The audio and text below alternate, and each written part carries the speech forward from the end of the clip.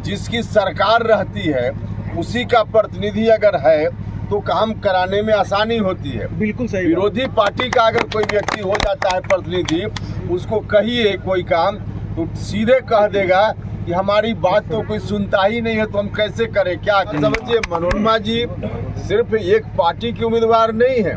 मनोरमा जी जहां नीतीश कुमार जी के उम्मीदवार हैं, हमारे भी उम्मीदवार हैं, मांझी जी की भी उम्मीदवार हैं, चिराग पासवान जी की भी उम्मीदवार हैं और उपेंद्र कुशवाहा की भी उम्मीदवार हैं।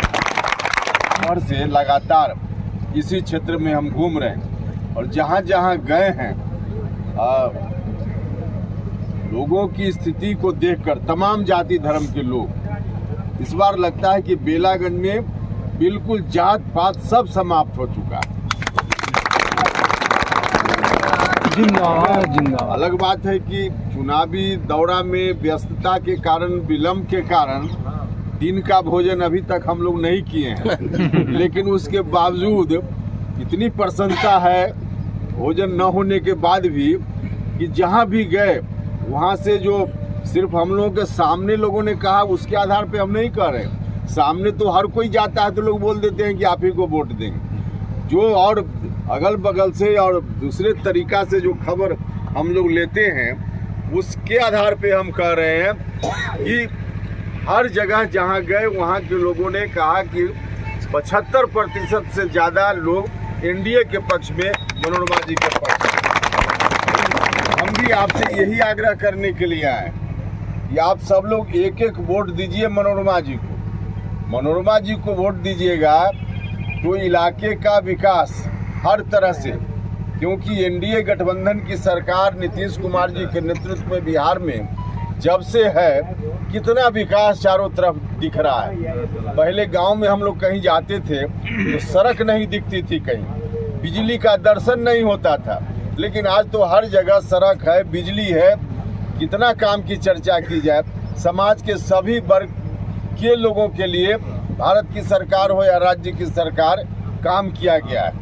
तो इतना अच्छा काम करने वाली सरकार है, तो जो काम करने वाला है उसी को आगे और कोई काम दीजिएगा तो करेगा, और जो काम नहीं करने वाला है उसको कोई काम बता भी दीजिए तो नहीं कर पाएगा। तो इसलिए काम करने वाली सरकार बिहार में है, मौका दीजिए।